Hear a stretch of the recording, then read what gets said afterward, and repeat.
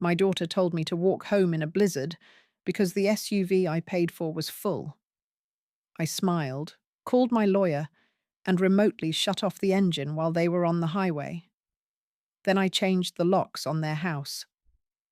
The wind in Chicago has a name. The locals call it the hawk. It does not just blow, it hunts.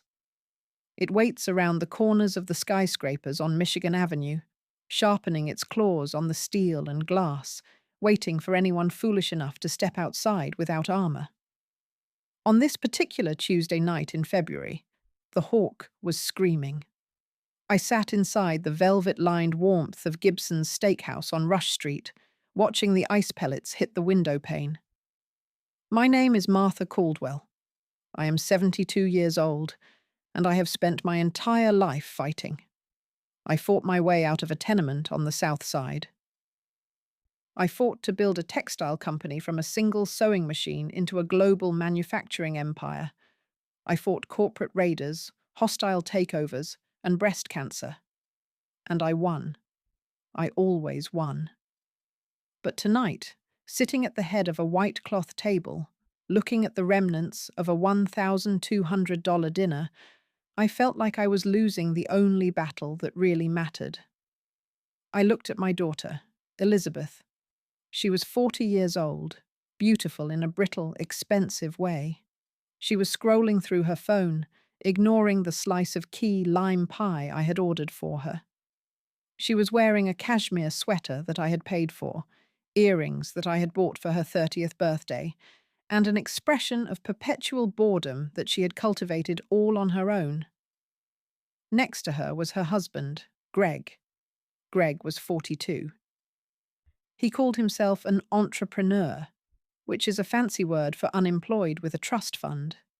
He was currently swirling his third glass of Cabernet, complaining about the service. "The waiter took 6 minutes to bring the check," Greg muttered, checking his Rolex. "It is unbelievable. Do they not know we have kids who need to get to bed?" I looked at my grandchildren, Leo and Mia. They were 8 and 10. They were slumped over their iPads, wearing noise-cancelling headphones. They hadn't spoken a word to me all night, except to ask if they could order the lobster mac and cheese.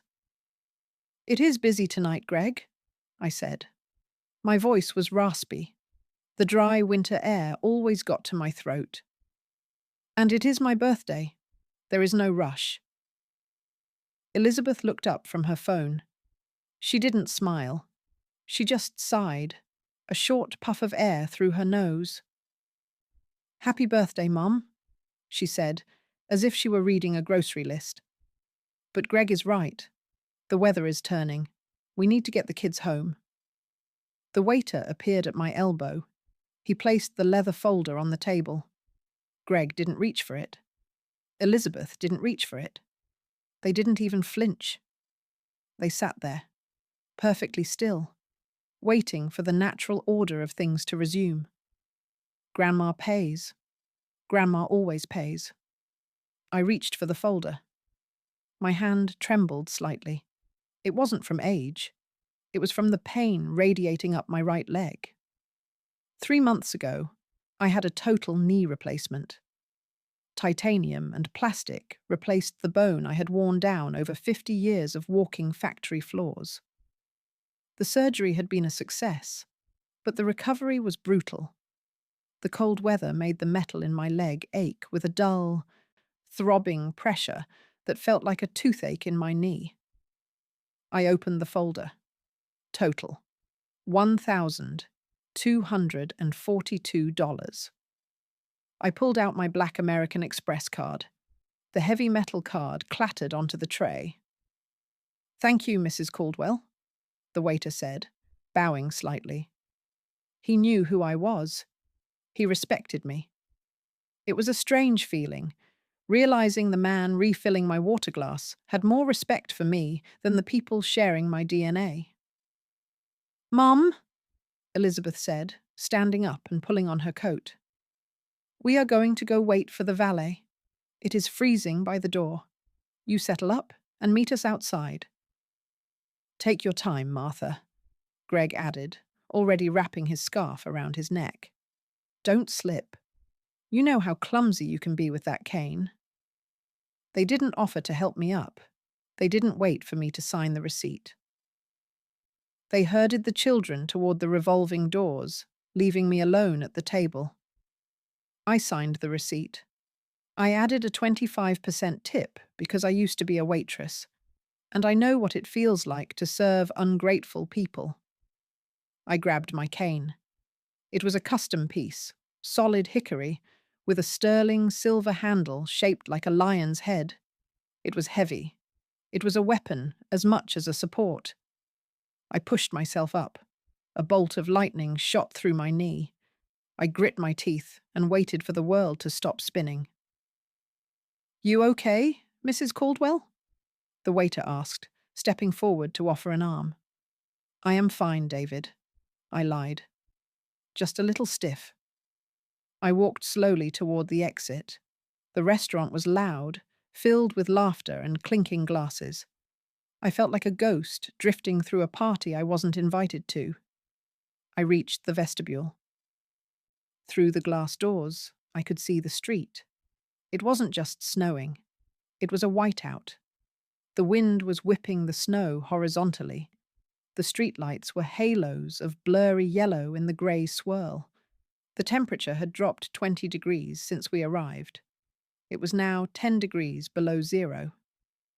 I buttoned my wool coat all the way to my chin. I pulled on my leather gloves. I adjusted my grip on the silver lion's head. I pushed through the revolving door and stepped out onto the sidewalk. The cold hit me like a physical slap. It sucked the air right out of my lungs.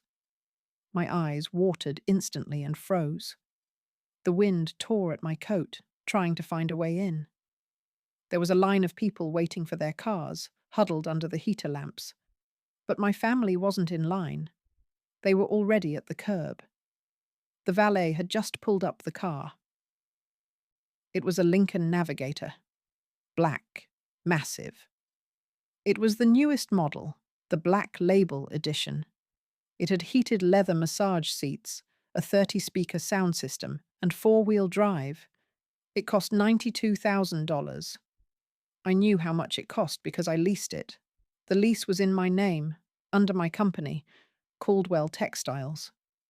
I paid the $1,800 a month. I paid the insurance. I had leased it for them, specifically for them.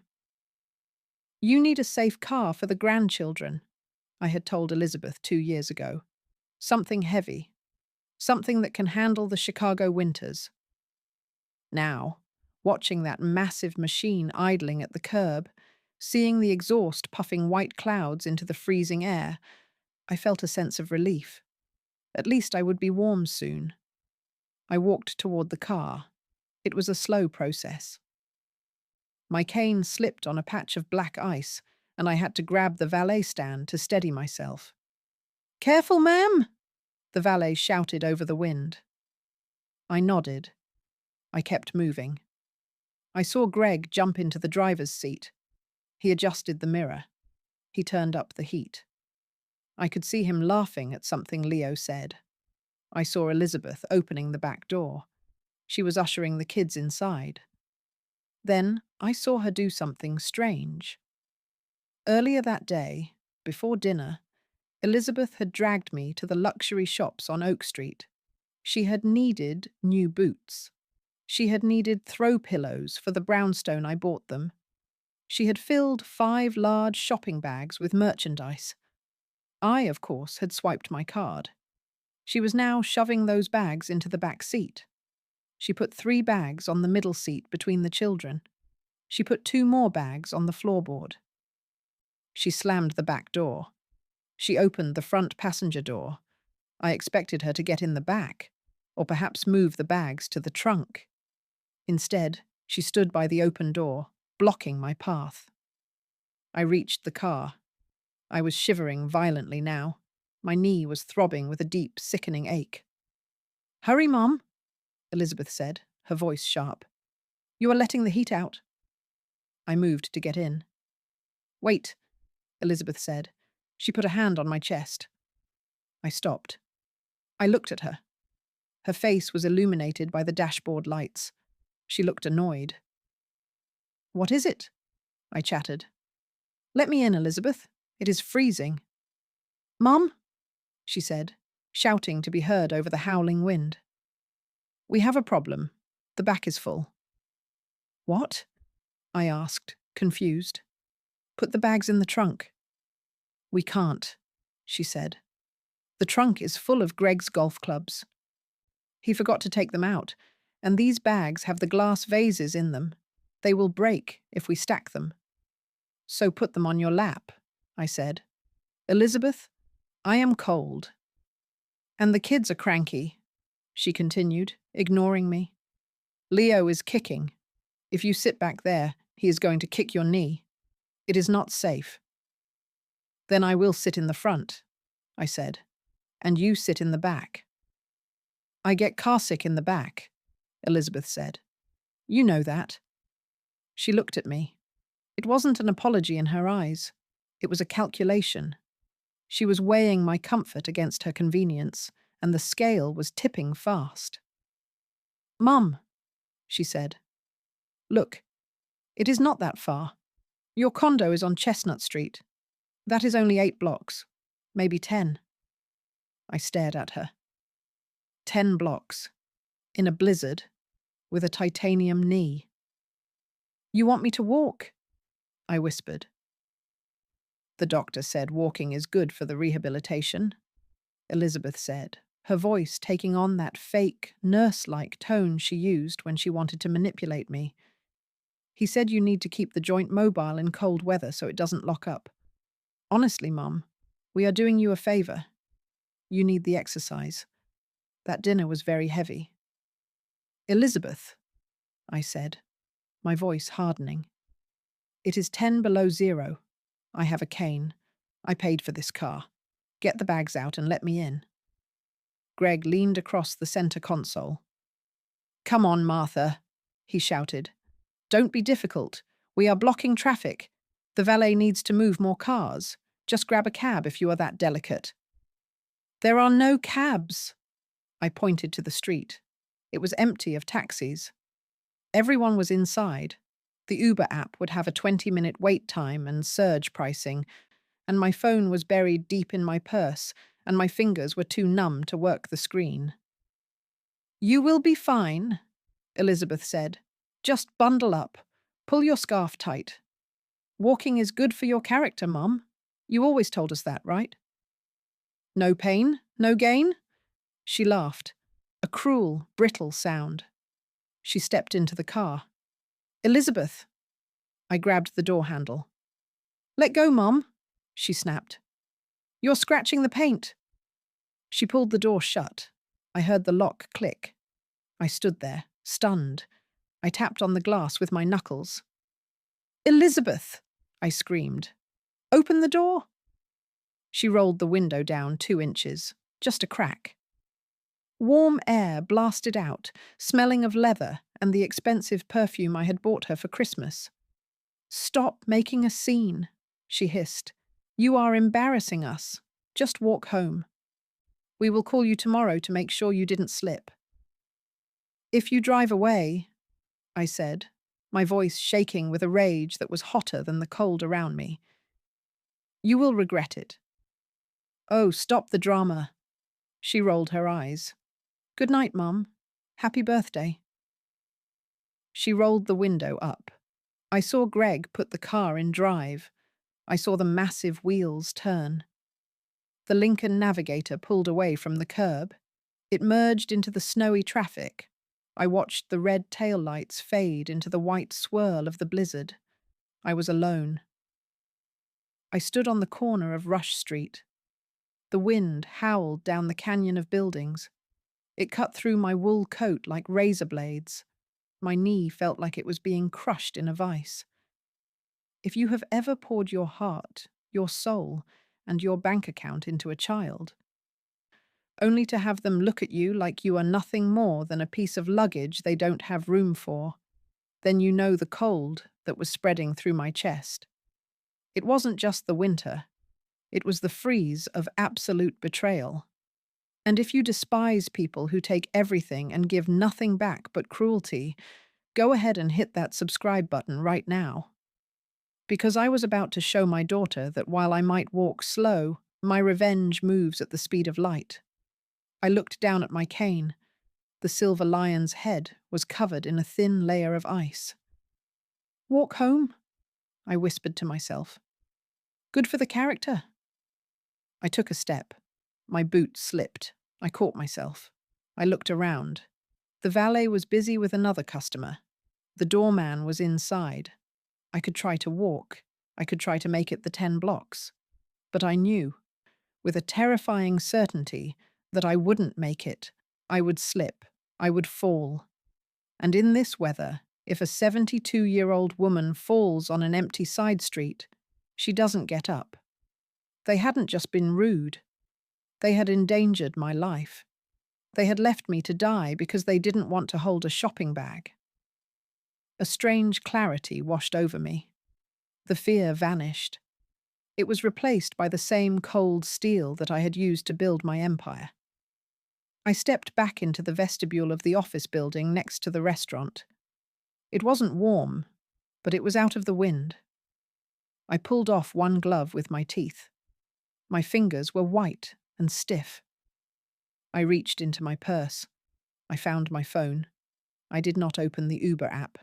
I did not call a taxi company. I scrolled through my contacts until I found the name I needed. It was under S. Sterling. Arthur. Attorney at law. Arthur Sterling was not just a lawyer. He was a shark in a three-piece suit. He had been my corporate counsel for 40 years. He handled my hostile takeovers. He handled my contracts. He knew where everybody was buried because he had usually handed me the shovel. It was 10:15 at night. But Arthur answered on the second ring. "Martha." His voice was rough, like gravel. "Is everything all right? It is late." "Arthur?" I said. My voice was steady. "I need you to wake up." "I am awake," he said instantly. "What is it? Is it the business?" "It is a business asset," I said. "The Lincoln Navigator, the black label. License plate number Mike Charlie 72. "Yes," Arthur said. "The one Elizabeth drives." "What about it?"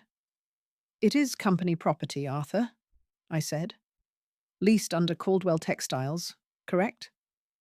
"Technically, yes. It is a fleet vehicle assigned to a family member." "I want to report an unauthorized use," I said. There was a silence on the line. Arthur was smart. He didn't ask silly questions. He heard the wind in the background. He heard the ice in my voice. "Martha," he said slowly, "where are you?" "I am standing on the corner of Rush and Bellevue," I said. "In a blizzard. My family just drove away in my car because they didn't have room for me. They told me to walk." "They what?" Arthur's voice dropped an octave. "I want the protocol initiated, Arthur," I said. "Now." "The remote asset protection?" Arthur asked. "Martha, that is the nuclear option. It shuts the vehicle down. It locks the systems. If they are in traffic—" "They are on Lakeshore Drive by now," I said. "Or nearing North Avenue. There is traffic. They won't be moving fast. But I want them stopped." "Understood," Arthur said. "I can trigger it from the dashboard on my laptop. It will take 2 minutes." "Do it," I said. "And Arthur." "Yes?" "Send your driver to pick me up," I said. "I am cold." "He is already on his way, Martha. Sit tight." I hung up the phone. I stared out at the whiteout. They thought I was helpless. They thought I was just an old woman with a checkbook and a bad knee. They thought they could drive my car, live in my house, spend my money, and leave me on the curb like trash. They forgot who I was. I wasn't just Grandma. I was the CEO, and I was about to fire them. Inside the cabin of the Lincoln Navigator, the world was a soft, leather-wrapped cocoon. The storm outside was just a visual effect. White streaks painting the windshield that the heated wipers slapped away with a rhythmic thwump, thwump. Greg was driving with one hand on the wheel, the other holding a Starbucks cup he had grabbed before dinner. He was humming along to the satellite radio. "I cannot believe she made such a fuss," Elizabeth said, adjusting her seat heater to the maximum setting. "It is embarrassing, honestly. She acts like we asked her to walk across Antarctica. It is just a few blocks." "She is manipulative," Greg agreed, checking his mirrors as he merged onto Lakeshore Drive.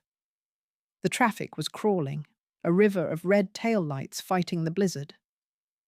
"She uses that cane as a prop. I saw her walking fine last week when she thought no one was looking." "Exactly," Elizabeth sighed. She turned around to check on the kids. Leo and Mia were asleep, lulled by the warmth and the gentle motion of the $90,000 suspension system. The shopping bags, the ones that were supposedly too fragile to move, were sitting securely on the seat between them. "We did the right thing," Elizabeth reassured herself. "She needs to understand boundaries. We are not her chauffeurs. We are her family." "Speaking of boundaries," Greg laughed. "Did you see her face when you locked the door? Priceless." They shared a chuckle.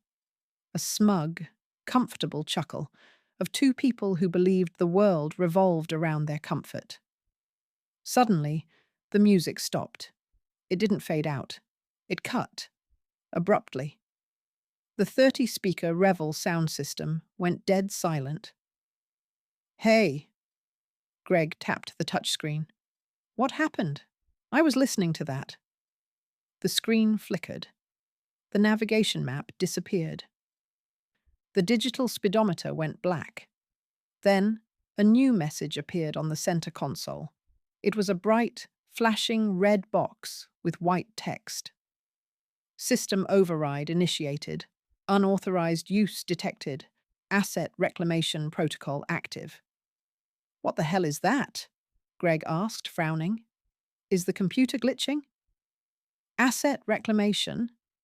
Elizabeth squinted at the screen. "Greg, what did you do?" "I didn't do anything," Greg shouted. The steering wheel is locking up." The power steering failed instantly. The heavy SUV became a dead weight in his hands. Greg wrestled with the wheel, panic rising in his chest. Then, the engine died. It didn't sputter. It just ceased to exist. The tachometer dropped to 0. The hum of the twin-turbo engine vanished, leaving only the sound of the howling wind outside. The vehicle began to slow down rapidly in the middle of the center lane of Lakeshore Drive. "Greg, keep moving," Elizabeth screamed. "There are cars behind us." "I cannot," Greg yelled, slamming on the gas pedal. "There is no power. It is dead. The gas does nothing." The Navigator rolled to a stop. Horns blared behind them. A taxi swerved around them, the driver laying on his horn. "Restart it," Elizabeth shrieked. "Push the button." Greg was jamming his finger against the start-stop button. Click, click, click. Nothing. Then, the lights went out. The headlights, the dashboard lights, the ambient interior lighting. Total darkness. "The heat," Elizabeth whispered. "The heat just turned off." She could feel it immediately. The vents, which had been blowing hot air, went silent. The seat warmers began to cool. "What is happening?" Greg demanded, pulling out his phone. "I am calling roadside assistance." He looked at the dashboard screen. The red message was still there, glowing in the dark cabin like a demonic eye. "Contact owner. Caldwell Textiles. Shut down. Complete." "Caldwell Textiles?" Greg read the words. He turned to look at Elizabeth. His face was pale in the glow of the screen. "Elizabeth, that is your mother's company." Elizabeth stared at the screen. Her mouth opened, but no sound came out. She shut us down, Greg whispered. She has a kill switch? She wouldn't, Elizabeth stammered. She loves us. She wouldn't leave us in a blizzard. She just did, Greg said. He tried to open his door. He pulled the handle. Locked. He pushed the unlock button on the door panel. Nothing happened. The electronic locks were dead. "Open the door, Greg!" Elizabeth yelled, pounding on the glass. "I can't," he shouted. "The child locks, the anti-theft system, it deadbolted the doors." They were trapped in a glass and steel cage that was rapidly losing heat, surrounded by angry traffic and a blinding snowstorm. If you have ever wanted to see karma delivered not in the next life, but in the next 5 minutes, if you believe that people who abandon the elderly deserve a taste of their own medicine, hit that like button right now. Because the temperature inside that luxury SUV was dropping fast, and the realization of what they had done was just starting to set in. Back on Rush Street, I was still standing in the vestibule. My toes were numb. I could not feel my nose. But then, I saw headlights cutting through the snow. A long, black Lincoln town car pulled up to the curb. It wasn't the flashy SUV my daughter drove. It was a classic, understated, executive car. The driver, a man named Thomas, who had worked for Arthur Sterling for 20 years, jumped out. He didn't care about the cold. He ran to the vestibule door and opened it. "Mrs. Caldwell," Thomas said, his face full of concern. "Mr. Sterling sent me. Are you all right?" "I am cold, Thomas," I said. "Very cold." "Let's get you inside," he said. He took my arm. He guided me over the ice. He opened the back door of the town car. I slid onto the leather seat. It was preheated. The air was warm. There was a thick wool blanket folded on the seat. Thomas closed the door. The silence was immediate and luxurious. I wrapped the blanket around my legs. I felt the blood starting to return to my fingers. It stung. Sharp and painful, but it meant I was alive. Thomas got into the driver's seat. "Mr. Sterling is on the secure line for you, ma'am," Thomas said. I picked up the handset built into the armrest. "Martha?" Arthur's voice came through clear and strong. "I am in the car, Arthur," I said. "Thank you." "The asset has been neutralized," Arthur said. "GPS tracking shows the vehicle is stationary on North Lake Shore Drive, just past the Chicago Avenue exit. The systems are locked. They aren't going anywhere." "Good," I said. "Martha." Arthur hesitated. "The weather is dangerous. If they stay in that car for too long without heat." "They have coats," I said. "And they have each other. And they have the shopping bags to keep them warm." "What are your instructions?" Arthur asked. "Do you want me to send a tow truck?" "Not yet," I said. "I want to see it." "See it?" "Thomas," I said to the driver, "take me home, but take the Lakeshore Drive route." Thomas looked at me in the rearview mirror. He nodded. "Yes, ma'am." We pulled away from the curb. The town car was heavy and sure-footed. Thomas navigated the snowy streets with the skill of a professional. We turned onto Michigan Avenue, then merged onto the drive. The traffic was backed up. Cars were moving slowly, navigating around a dark obstacle in the middle lane. As we got closer, I saw it. The Lincoln Navigator. It looked like a beached whale. Snow was already piling up on the windshield. The hazard lights weren't even flashing because the battery cutoff was total. Other drivers were honking as they squeezed past. Inside the dark SUV, I could see movement. I saw Greg pounding his fists on the steering wheel. I saw Elizabeth turned around in her seat, trying to comfort the waking, crying children. I saw the breath steaming from their mouths in the freezing cabin. "Slow down, Thomas," I said. Thomas slowed the town car to a crawl as we pulled alongside the driver's side of the Navigator. I pressed the button to lower my window. The cold air rushed in, swirling with snow. Inside the Navigator, Elizabeth saw the movement. She looked up. She saw the sleek black car. She saw the window rolling down. She saw me. Her eyes went wide. She scrambled over the center console, practically climbing into Greg's lap to get to the driver's side window. She pounded on the glass. "Mom!" she screamed. I could hear her muffled voice through the glass and the wind. "Mom! Help us! The car died. We are trapped. It is freezing." Greg saw me too. He stopped banging on the wheel. He looked at me with a mixture of shock and terror. He realized then that this wasn't a mechanical failure. This was a message. I looked at them.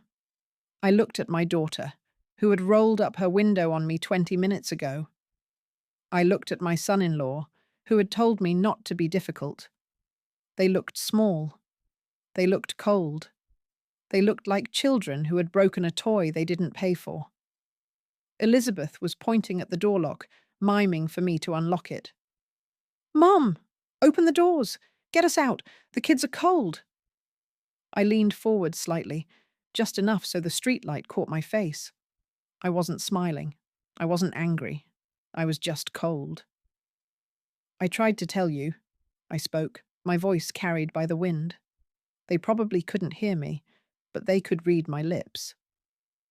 "The walk," I said clearly, "is good for the character." Elizabeth's face crumpled. She started to sob, realizing I wasn't there to rescue them. I was there to witness them. "Mum, please," she wailed. "We didn't mean it. We are sorry. Don't leave us." "Thomas," I said, "roll it up." The window slid up silently, sealing out the screams, sealing out the wind, sealing out the family that had abandoned me. "Drive on, Thomas," I said. The town car accelerated smoothly. We merged back into traffic, leaving the dark, frozen SUV behind us in the rearview mirror. I leaned back into the heated seat. I pulled the wool blanket tighter. My knee was still throbbing, but the pain was different now. It wasn't the sharp agony of abandonment. It was the dull ache of a necessary surgery. I had cut out the rot. Now, the healing could begin. I picked up the phone again. "Arthur?" "I am here, Martha." "They are safe," I said. "Cold, but safe. The car is insulated. They won't freeze to death in an hour." "An hour?" Arthur asked. "Yes," I said. "Let them sit there for an hour. Let them feel what 10 degrees below zero feels like. Let them understand what no room really means." "And after an hour?" "Call a tow truck," I said. "But not for the passengers, for the vehicle. Have the vehicle towed to the impound lot." "And the passengers?" "The tow truck driver can unlock the doors manually," I said. "Once the car is hooked up, they can get out then." "And go where?" Arthur asked. "They are in the middle of the highway." "They have legs," I said, "and they have shopping bags to carry. They can walk." "Understood," Arthur said. "And Martha?" "What about the house?" I looked out the window at the city skyline passing by. I thought about the brownstone in Lincoln Park. I thought about the smart locks I had installed for them last year because Greg kept losing his keys. "The house," I said. "That is the next step." "It is a revocable trust asset," Arthur reminded me. "You are the trustee. You have full discretion." "Good," I said. "Prepare the notice to quit. And Arthur, call the security company. I want the codes changed. Tonight." "Tonight?" "By the time they walk home," I said. "I want their keys to be as useless as their apologies." I hung up the phone. The car turned onto my street. The doorman of my building was already standing outside, waiting with an umbrella. I was home. But my daughter, she was just starting the longest walk of her life. My penthouse apartment on the Gold Coast is on the 42nd floor. It overlooks Lake Michigan. On a clear day, the water is a brilliant sapphire blue. Tonight, under the assault of the blizzard, it was a swirling abyss of grey and black. I sat in my library. The fireplace was roaring, casting a warm orange glow on the mahogany bookshelves. I had a snifter of vintage brandy in my hand. My knee was propped up on a velvet ottoman, wrapped in a heating pad. I was warm. I was safe. I was comfortable. But I was not happy. Happiness is a luxury for people who do not have to make hard decisions. What I felt was the grim satisfaction of a CEO who has finally fired an embezzling employee. It is not pleasant, but it is necessary for the survival of the company. My phone rang. It was Arthur Sterling. "Status?" I asked, taking a sip of the brandy. "The vehicle has been recovered," Arthur said. The tow truck driver reported that the occupants were displeased. "I imagine they were," I said. He unlocked the doors manually once the vehicle was secured on the flatbed. Arthur continued. He offered to call them a taxi, but due to the weather, the wait time was over 2 hours. They decided to proceed on foot. "On foot," I repeated. "How far?" "From the breakdown site to the Lincoln Park residence, about 1.5 miles, Arthur calculated. "In this snow, walking with children and luggage, it will take them at least 45 minutes. "Good," I said. "That gives us time." "The security team is already at the brownstone," Arthur confirmed. "They have rekeyed the smart locks. The access codes have been wiped. The perimeter is secured." "And the legal paperwork?" "The notice to quit is drafted," Arthur said. "Since the property is held in the Martha Caldwell Revocable Trust, and the occupants are tenants at will who pay 0 rent, you have the right to terminate occupancy immediately upon evidence of gross misconduct or endangerment of the grantor. Abandoning you in a blizzard certainly qualifies as endangerment." "It qualifies as attempted murder in my book," I muttered. "Indeed," Arthur said. "The notice is in the hands of the security guard. He is waiting on the porch." I hung up the phone.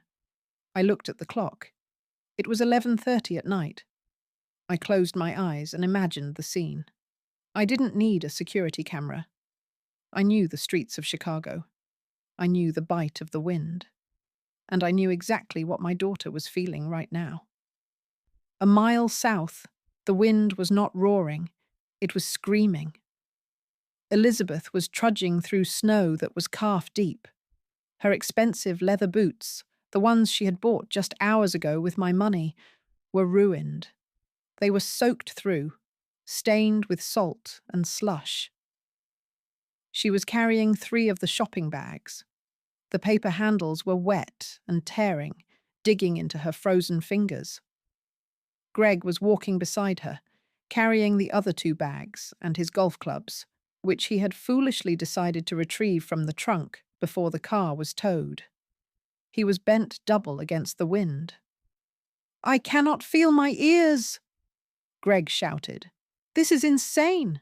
We should have waited in the tow truck. The driver said he couldn't take passengers," Elizabeth yelled back. "Liability. It is all Mom's fault. She planned this. She is a witch."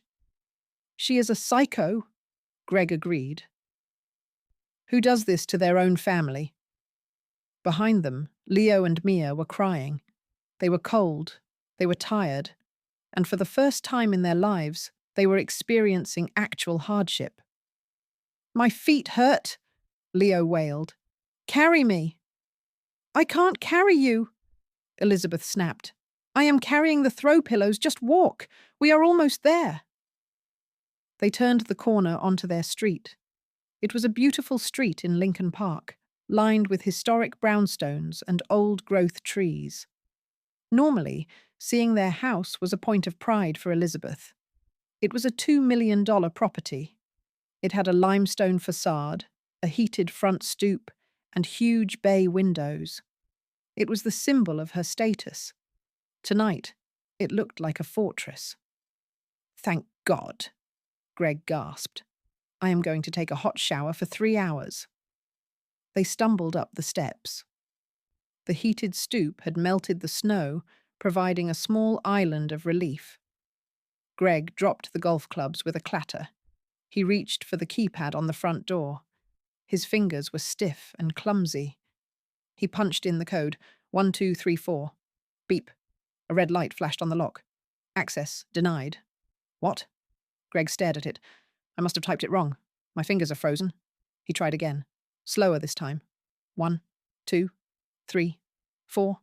Beep. Beep. Beep. Access denied. "It is not working," Greg yelled, kicking the door. "The battery must be dead. Mum probably shut off the power too." "Use the key," Elizabeth shouted, shivering violently. "Use the physical key." Greg fumbled in his pocket. He pulled out his key ring. He jammed the silver key into the lock cylinder. It went in halfway. Then it stopped. It wouldn't turn. "It doesn't fit," Greg panicked. It feels like the lock is different." "Let me try."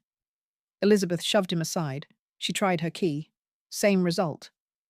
The key slid in, hit an obstruction, and refused to turn. "She changed the locks," Elizabeth whispered. The realization hit her harder than the wind. "She changed the locks while we were walking." "She can't do that," Greg screamed at the door. "We live here. This is our house. It is illegal." Suddenly, the porch light flickered on. It was blindingly bright. The front door didn't open. Instead, a man stepped out from the shadows of the side alley. He was large. He was wearing a tactical vest and a jacket that said Titan Security. He blocked their path to the door. "Can I help you?" the guard asked. His voice was deep and devoid of sympathy. "Who are you?" Greg demanded. "Get away from my house. I am calling the cops." "This is not your house, sir," the guard said calmly. "This property belongs to the Martha Caldwell Trust. I have been hired by the trustee to secure the premises." "I am her daughter," Elizabeth shrieked. "Let me in. My children are freezing." "I understand," the guard said. He reached down and picked up a large duffel bag that was sitting on the porch bench. He held it out to Greg. "The trustee instructed us to pack an emergency bag for you," the guard said. "It contains toiletries, a change of clothes for everyone, and the children's favorite stuffed animals." Greg stared at the bag. He didn't take it. "We don't want a bag," Greg yelled. "We want inside." "That is not possible," the guard said. "You have been trespassed from this property. If you attempt to enter, I will be forced to detain you until the police arrive." He reached into his vest pocket and pulled out a thick, legal envelope. "This is for you, ma'am." He handed it to Elizabeth. She took it with a shaking hand. She tore it open. It was a single sheet of paper. Notice to quit. Termination of tenancy at will. Reason, endangerment of grantor. Elizabeth stared at the paper. The words swam before her eyes. "She is evicting us?" Elizabeth whispered. "Tonight?"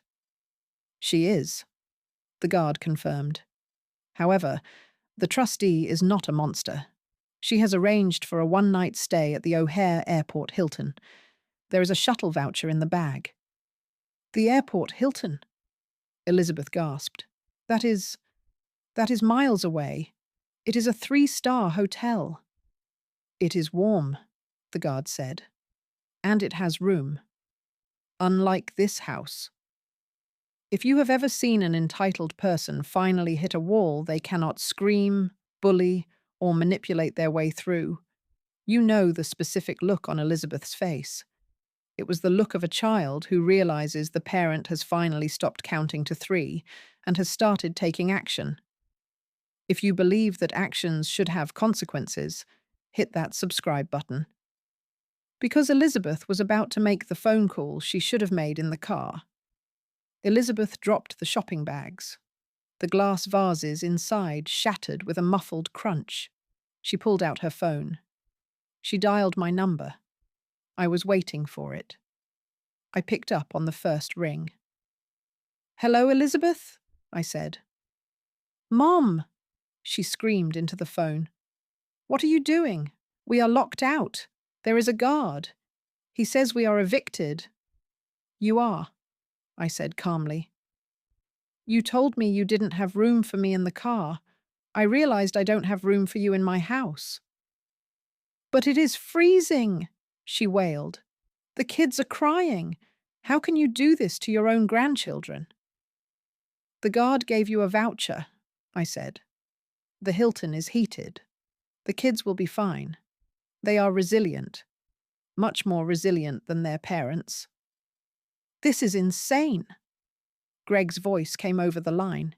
He was shouting near the phone. "We are going to sue you, Martha. We have rights. You cannot kick us out without 30 days' notice." "Actually, Greg," I said, "read the lease agreement you signed 5 years ago. Or rather, the trust occupancy agreement. Clause 7, subsection B. Immediate termination allowed in cases of physical threat or abandonment of the grantor." You left me in a blizzard, Greg. That is abandonment. You voided your own lease. "Mum, please."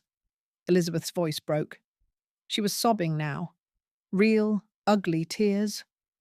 "We are sorry, okay? We are sorry. We shouldn't have left you. We were stressed. We were stupid. Just open the door. Please." "I cannot go to the airport Hilton. I have a reputation." "A reputation?" I laughed. It was a dry, dark sound.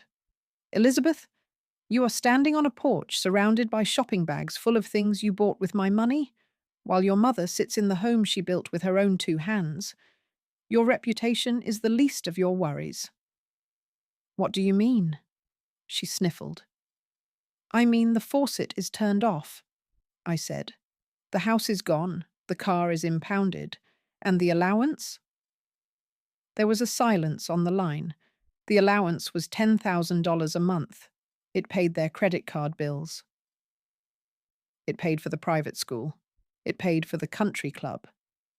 "The allowance is being redirected," I said. "As of tomorrow morning, your monthly stipend will be donated to the Chicago Elder Care Alliance. It is a charity that provides transportation for seniors who have been abandoned by their families." "No," Elizabeth whispered. "Mum, you can't. We have bills.